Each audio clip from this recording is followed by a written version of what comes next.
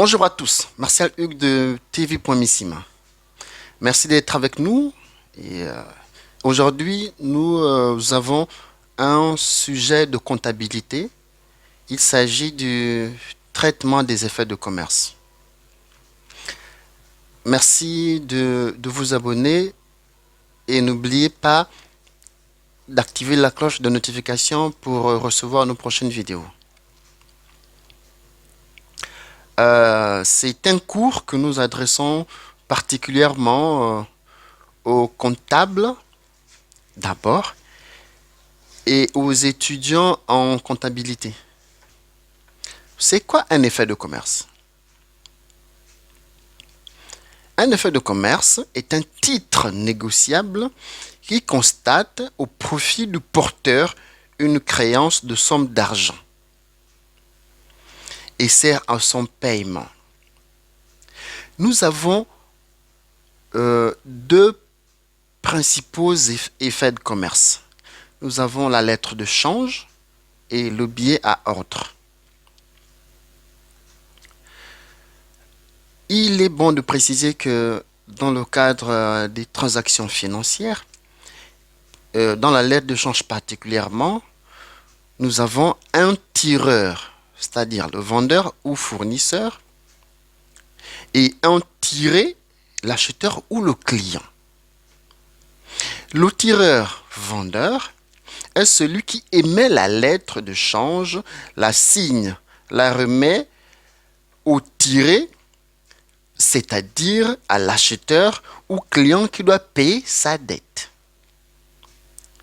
La lettre de change est un effet de commerce, un titre grâce auquel un créancier, le tireur, le vendeur, charge un débiteur tiré de régler une somme à un tierce à une date bien déterminée. C'est-à-dire que dans le fonctionnement de la lettre de change, nous avons trois intervenants. Nous avons un tireur, le vendeur ou fournisseur. Nous avons un tiré, le client ou l'acheteur, et un bénéficiaire, celui à qui le tiré devra payer de l'argent. Et en général, c'est le tireur qui est souvent bénéficiaire. Une précision importante est à faire ici, c'est que la lettre de change est à l'initiative du tireur, le vendeur ou fournisseur. Elle est émise lorsque celui-ci envoie sa facture au client pour lui notifier de payer à une date convenue. La lettre de change peut être sous forme d'un document écrit ou sous format électronique. Et lorsque nous l'avons sous format électronique, nous parlons de LCR, c'est-à-dire lettre de change relevée. Le billet à ordre, c'est l'inverse de la lettre de change. C'est le créancier qui effectue la demande. Son fonctionnement, il n'y a que deux intervenants, c'est-à-dire un souscripteur et un bénéficiaire. Et pour la suite de notre cours d'aujourd'hui, nous verrons tour à tour la comptabilisation d'une lettre de change et les différentes écritures comptables et les journaux appropriés chez le vendeur d'abord sur les 4 étapes nécessaires, puis chez le client. Et ensuite, nous étudierons ensemble la différence qu'il y a à faire et surtout la comptabilisation d'un effet remis à l'encaissement et un effet remis à l'escompte. Comme nous l'avons énoncé tantôt, nous allons comptabiliser une écriture de vente. TTC est de 1000 euros, la TVA étant de 20%, le hors-taxe se lève ici à 833 euros et la TVA 167 euros. Quelles sont les écritures à passer et et quel son numéro de compte à utiliser. À l'émission de la facture, c'est-à-dire lorsque le tireur, comme on a défini tout à l'heure, émet sa facture, il passe des écritures dans son journal de vente. Débit 411 clients, du TTC, c'est-à-dire 1000 euros. Nous avons la vente est comptabilisée dans un compte 707 de hors taxe, 833 euros. Et nous avons un 445,71 TVA. TVA sur vente. Ça, c'est en étape numéro 1. Étape numéro 2, c'est à l'acceptation des faits parce que l'acheteur, c'est-à-dire le tiré, est libre d'accepter ou de ne pas accepter la lettre de change. Mais dès lors qu'il a accepté, il envoie un avis d'acceptation de la lettre de change au tireur, c'est-à-dire au fournisseur, au vendeur. Et lui, il passe une autre écriture en comptabilité, mais cette fois-ci, ce sera dans un journal d'OD. Il va passer un 413 au débit du TTC, client est fait à recevoir, par un 411 client X du TTC. Le libellé, c'est fait à recevoir. Là, le client ne nous doit plus dans la mesure où c'est la banque qui traite maintenant avec nous. Maintenant, en étape 3, c'est-à-dire 8 jours avant la date d'échéance, il y a réception d'un document bancaire nous informant de la présentation de la lettre de change. Et là, on repasse notre écriture dans notre même journal d'OD.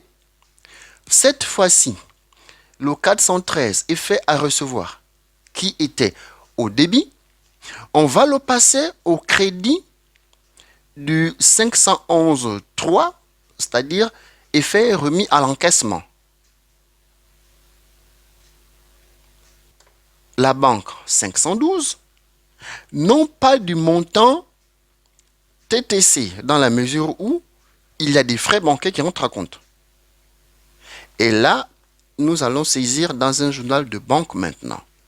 Il y a le 512, nos comptes banque, 627 frais bancaires, et nous avons la TVA à payer, le TVA déductible, parce que c'est un service bancaire qu'on a utilisé.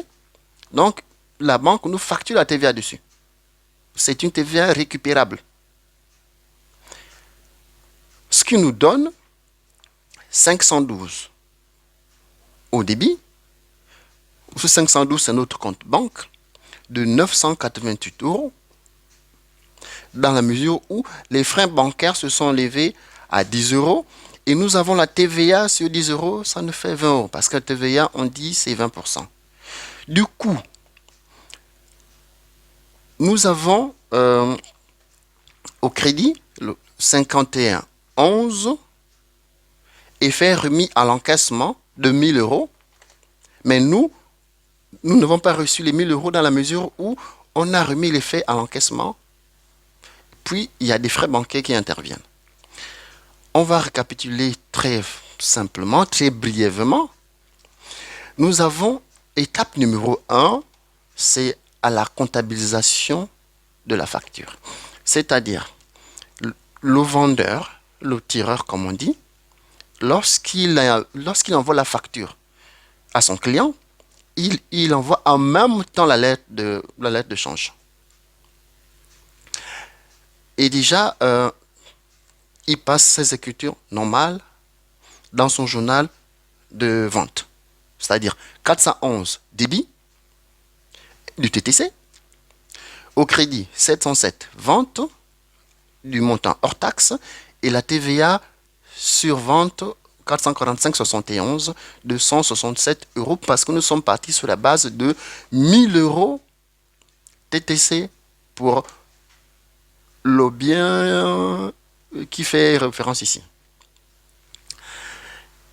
En 2, nous avons l'étape où il y a réception de l'acceptation de l'effet de commerce. C'est-à-dire que l'autiré, il a accepté la lettre de change, donc il nous envoie un document qui dit qu'il accepte la lettre de change.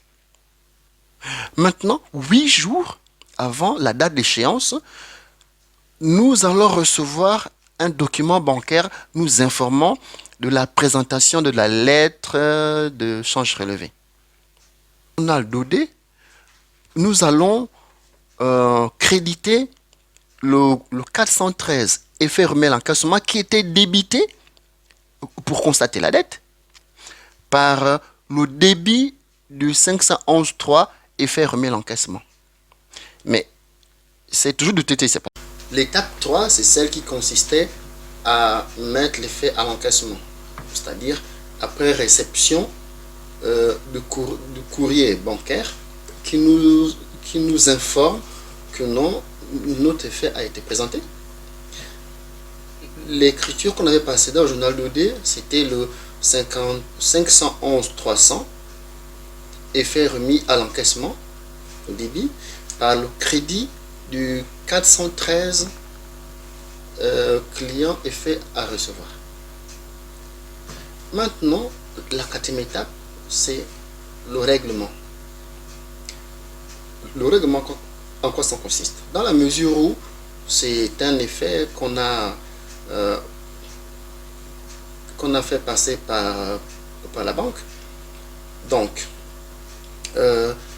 nous avons le 511-300 qui était débité dans l'étape de l'encaissement, parce que dans l'étape de l'encaissement, là maintenant nous revenons dans le règlement à l'étape 4. Cet effet, le 511-300, va passer maintenant au crédit parce que c'est le règlement pour que notre compte soit débité, parce que nous savons que le compte banque de l'entreprise fonctionne à l'inverse du compte de l'entreprise à la banque. Raison pour laquelle nous avons ce qu'on appelle état de rapprochement bancaire. Ça fera l'objet d'un autre cours si éventuellement les gens en font la demande. Mais pour l'instant, nous sommes à l'enregistrement des écritures comptables. Alors, ce qui fait que on va créditer le 511-300 effet remis l'encaissement par le débit de notre banque 512 quelques. Je m'excuse d'utiliser le plan comptable français, c'est celui que j'utilise parce que c'est là-dessus que je travaille, donc il n'y aura pas trop de problèmes pour faire la translation, la mettre dans le plan comptable localement utilisé chez vous. Et la comptabilité universelle, les écritures ne changent pas, c'est toujours débit, crédit, débit, c'est juste le numéro de compte qui change un tout petit peu, mais dans l'ensemble c'est la même chose. Maintenant, revenons à notre enregistrement. Crédit. Dans le journal de la banque, nous précisons cela. Crédit 511-300, effet remis l'encaissement, par le débit de 512 banques, mais n'oublions pas qu'il y a les frais bancaires. Les frais bancaires 50, 62, 627. Et comme ce sont des frais bancaires, c'est une charge pour la banque en elle-même. Donc la banque met la TVA dessus. Donc nous avons débit 512, ce qui nous revient. Nous avons les frais bancaires, une charge pour la banque, 627. La TVA sur la charge, 445,66. Et nous, ce que nous recevons, c'est pas le TTC qui a fait l'objet de l'encaissement, de l'effet remis l'encaissement, mais plutôt la différence qui va y avoir entre le TTC, les frais bancaires et la TVA. C'est ce qui nous revient de droit. Tant qu'il y a des frais bancaires de 10 euros, la TVA sur les frais bancaires de 2 euros, parce que c'est 20% comme on a précisé, nous n'aurons pas 1000 euros dans leur compte, mais nous allons recevoir 988 euros. Ça, c'est dans le cadre d'un effet remis à l'encaissement. Et là, c'est côté vendeur.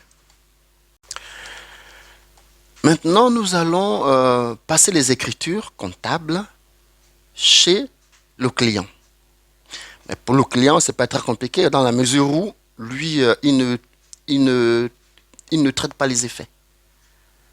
Lui, il a une date à respecter, donc sa date, elle est comme ça. Alors, ce qui fait que quand il reçoit la facture, lui, dans sa comptabilité, il saisit dans son journal d'achat 607, achat de marchandises de montant hors taxe, 445,66, la TVA déductible ou récupérable sur achat. Et nous avons 401 X fournisseurs divers du montant TTC. Ça, c'est dans ce journal d'achat. Maintenant, lorsqu'il a reçu la lettre de change qui est arrivée en même temps que la facture, lorsqu'il a accepté la lettre de change, il passe une écriture dans son journal d'OD. Maintenant, le 401 fournisseur qui était au crédit, il va le débiter par le 403 effet à payer. Dans le journal d'OD, nous précisons. Maintenant, lors du règlement, c'est très simple. Dans ce journal de banque, il va passer le 512 au crédit de 1000 euros parce que l'agent sort de sa banque pour payer les frais. Donc, on va partir du 512 du TTC, c'est-à-dire les 1000 euros, au 403 effets à payer. Ça, c'est très simple. Donc, là, c'est juste une opération qui passe en achat. La deuxième opération, ce sont les OD pour constater les faits. Et puis la troisième opération, c'est dans son journal de banque lorsqu'il paye les faits. Quelquefois, les entreprises ont besoin de trésorerie. C'est-à-dire que tu émets ta facture. Bon, donc le tireur émet sa facture. Mais il se rend compte que non. Donc le terme convenu pour la lettre de change est très éloigné. Et lui, il a besoin de liquidité immédiate parce qu'il a des engagements à court terme. Pour ne pas se retrouver dans des situations financières assez difficiles, il peut opter pour une solution très simple, escompter ses effets. C'est-à-dire qu'il va vendre ses effets à la banque pour obtenir une trésorerie qui lui permettrait de faire face à ses engagements. Et le fonctionnement est à peu près identique, excepté à la quatrième étape. Je vous explique comment ça se passe. Chez le vendeur, c'est une vente normale qui se saisit dans son compte, dans son journal de vente. Alors, c'est toujours 411 client X du montant TTC par le 707 et 700, 700, ça peut être 100, 200 du montant hors taxe. Et nous avons la TVA sur vente, toujours au crédit, 445,71. Si nous partons sur la base des 1000 euros convenus dès le départ, nous avons fait une vente de 833 euros. 445,71, c'est la TVA, ça nous a donné 167 euros. Et par le débit du compte client pour constater la dette. À la réception de l'effet, la réception de l'acceptation de l'effet, on passe dans un journal OD, on passe comme d'habitude le 413 au débit du compte 411 pour solder le compte client, c'est-à-dire 413. Client est fait à recevoir du montant TTC, 1000 euros, par le crédit du 411 client X. C'est-à-dire que le client qui était débité dans le journal d'achat, il se retrouve crédité dans le journal d'OD. Du coup, le compte client, il est soldé. L'effet est maintenant, c'est un effet à recevoir. Maintenant, ayant besoin de trésorerie immédiatement, parce que nous avons certainement des engagements à court terme et que la période prévue par notre effet ne nous permet pas de répondre favorablement à ça, notre effet, nous l'escomptons à la banque. Nous vendons notre effet à la banque. Et le fait de vendre notre effet à la banque, ça veut dire qu'on aura une liquidité rapidement. Et forcément, c'est un service bancaire qu'on souscrit.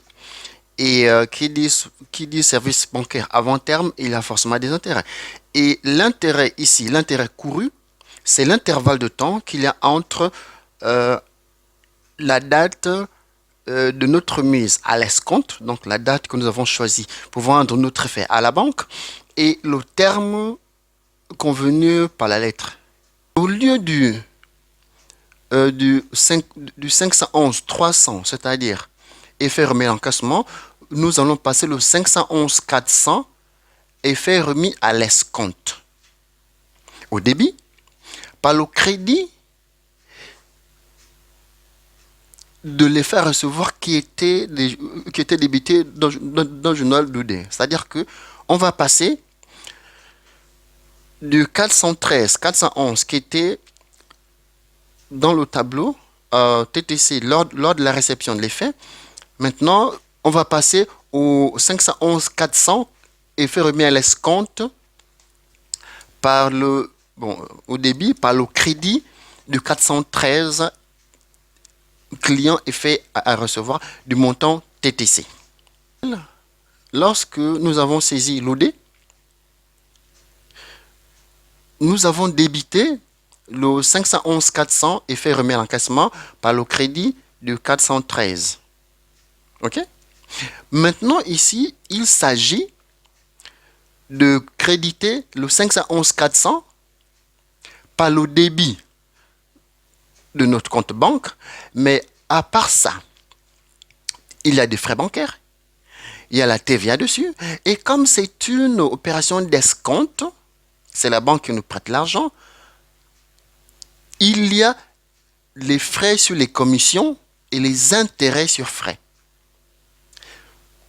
Donc, on va passer au crédit du 511 400 des 1000 euros.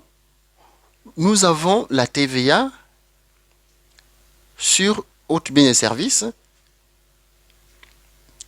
sachant que les frais bancaires, nous les avions antérieurement, s'élevaient à 10 euros. Donc nous avons ici la TVA sur autres biens et services à 2 euros, mais nous avons également des commissions bancaires. Donc les commissions bancaires se lèvent à 30 euros pour le traitement parce que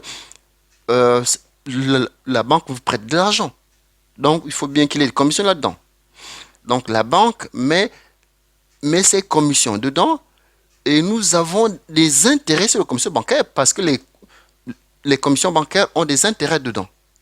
Donc nous avons les intérêts sur les commissions bancaires. Du coup, l'écriture à passer dans notre journal de banque, c'est tout simple. On va débiter le 627, frais bancaires, 10 euros. 445, 660, TVA sur autres biens et services, 20 euros. 668, les commissions bancaires, 30 euros. 661, 600, les intérêts sur les commissions, 3,58 euros. Et nous aurons à la banque la différence entre les 1000 euros TTC qui sont dans notre 511 400, c'est-à-dire les frais qu'on a remis à l'encaissement, auxquels seront soustraits tous ces frais, c'est-à-dire les frais bancaires, la TVA, les commissions et les intérêts sur les commissions. Donc du coup, nous aurons à notre banque 954 euros et 42 centimes. Je vous remercie d'être resté avec nous pendant autant de temps. J'espère juste que le cours vous aura servi et si vous avez d'autres préoccupations ou des points d'ombre, n'hésitez pas à faire un commentaire. Merci.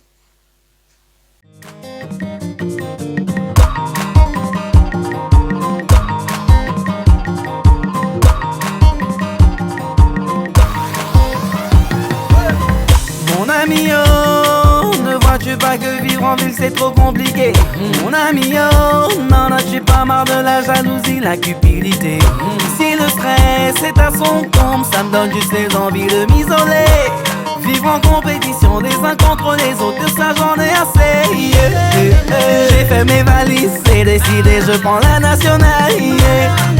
Parce que les gens sont plus aimables et accueillants dans les villages. Il paraît que les femmes sont belles et naturelles, que les enfants sont heureux du matin